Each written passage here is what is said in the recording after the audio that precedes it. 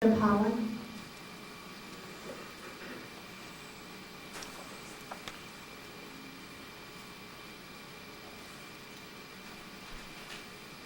Good morning, I guess, still. No, we're afternoon. Just barely, you're right. My name is Linda Pollock. I live at 7254 East Camino Valley, Verde. I'm in the Crony Verde Homeowners Association and group. We are on the northeast corner of Sabino Canyon and Tenka Verde. And I have to tell you, I have great concerns about the traffic. We have already experienced huge numbers for us of people cutting through on our residential streets to avoid the light at Sabino Canyon and Tenka Verde. And they race to see if they can get through that section before the light changes, so they can beat maybe two cars. It's a real problem that seems to be growing, and we recently, within the past week, had a minor traffic accident along that route that those people travel. The other thing I would question is when the staff was saying this Sabino Canyon would only be 34,000 ADT. I wondered if that included the approximately 100 homes off of Sabino Canyon that you have already approved. Was that inclusive in that number? Yes. Because I think by the time everybody drains down to Tenka Verde, the traffic is way over. The city had to modify and make 3 east turn lanes on Sabino Canyon to Tenka Verde because 2 couldn't handle them. And these are very long traffic days. They're not just 20 feet. I mean, they're really long ones. And when we try to get out of our homes, most of us now don't even go Sabino Canyon unless we're going to go west, because it's very difficult to make a left turn, and we've had several accidents with people making left turns into our complex as well as out of our complex. And when we try to go on Tenka Verde, we have a long string of cars in the right lane that comes over to the right turn lane to go north on Sabino Canyon.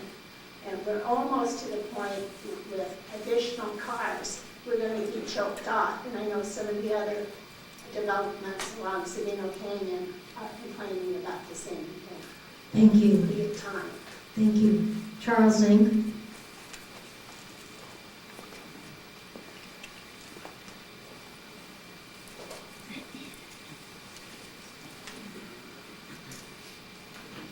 Good morning, everyone.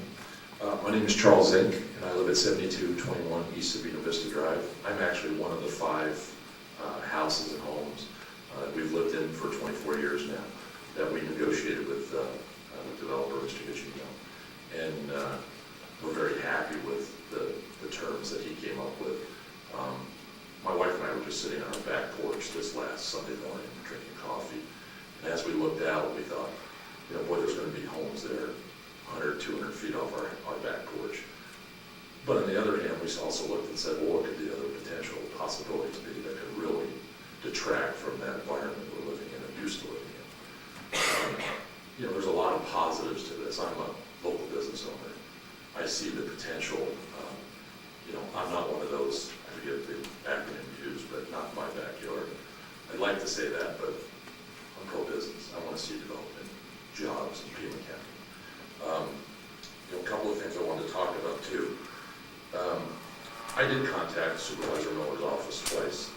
I called her one time directly, and then I talked to Mr. Carroll, Supervisor Carroll, because I know Supervisor Carroll. Our kids played sports together. He said, contact, I guess his name is Mr. Kafari. I called him. This was at the very onset of this development's negotiations, and I didn't receive a phone call back, an email back from anybody. I left my personal email in my business email.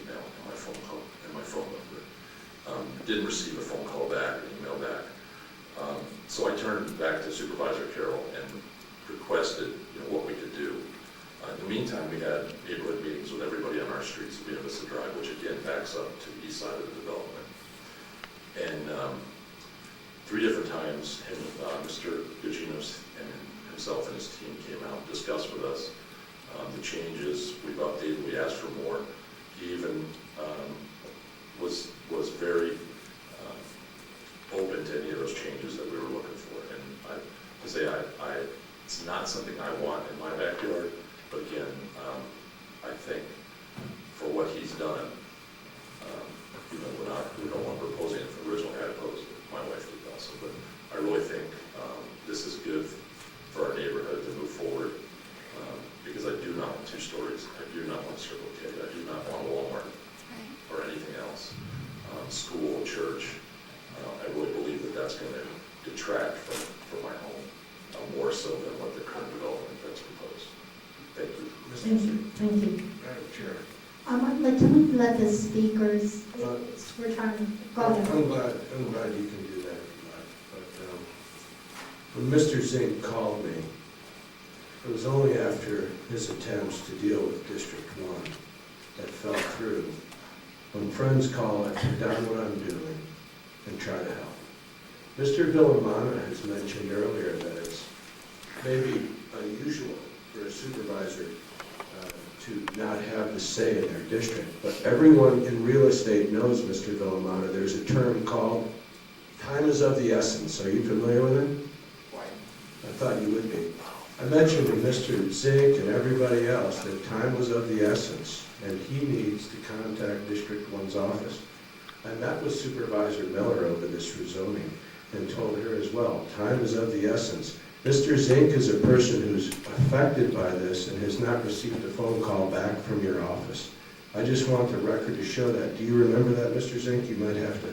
Yes, definitely. Yeah, I tried to contact. Okay, let's keep this civil, please. Thank you. So rather than just say that I inserted myself, I was urged to try to make some contacts with people because of the fact that they were not being responded to, and time was of the essence. So I'd just like the record to show, and I would like Mr. Villamana to realize, I met with you, sir, and the entire time I said, I'm an unwilling participant in this. This happens to be a protocol issue for District 1. I hope you recall that. So thank you very much in letting me clarify that, Supervisor Bronson. Thank you. Nancy Schwartz.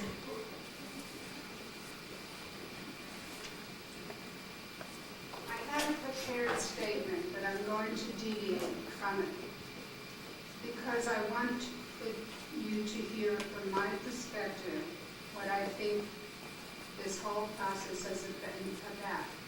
I have been involved for months and months and months. I have combed the website of the county, of PAG, and of the city over and over. I have become, for an average citizen who never focused on this, I have become quite informed. What I have concluded from the way things have proceeded is that once, and I am putting this in the record so other people in other developments can hear this and know how they might proceed. I've learned that once the zoning was changed to 196 as a possibility, that is when our power as people, no matter how many protests and how many commission people voting for us, we have no power. Because after that, we are at the mercy of the developer to tell us what the density should be. And we have no power. The idea, as someone else presented, was that the concept of infill. I have started to read about infill and about smart growth. In my opinion, this is not smart growth. Because yes, it is infill, and I too am in favor of infill. I agree with what infill means, which is that you don't want to keep having sprawl. But in this case, when you have stated yourself that density and character and the existing neighborhoods are relevant factors in considering what kind of infill you want, I do not think that this has happened. I also want to remind you of the ethical workplace behavior statement that the county operates under, which states that when a decision could benefit a large number of people as opposed to a small group of people, it would be ethical to make a decision that favors the group. I can go on because I am familiar with the statistics and the way the planning department, which I thought as a naive... Your time is up. Okay. Noreen Nelson.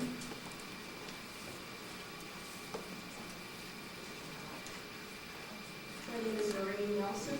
I live at 8258 East Bighorn Trail. I'm also the president of the Hidden Valley Homeowners Association. We aren't against development. We're against this particular development, not against infill. We're against the way this is proceeding. We hope you consider development as a Pima County issue and not as a District 1 issue, and I've heard comments back and forth about that.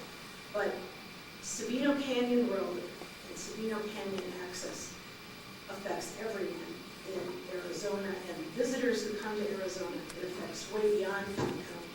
But those people driving down Sabino Canyon Road en route to one of the wonderful treasures we have are going to go down a road seeing the kind of development that's being proposed and discussed through. And I think that would be really unfortunate for Pima County. Thank you.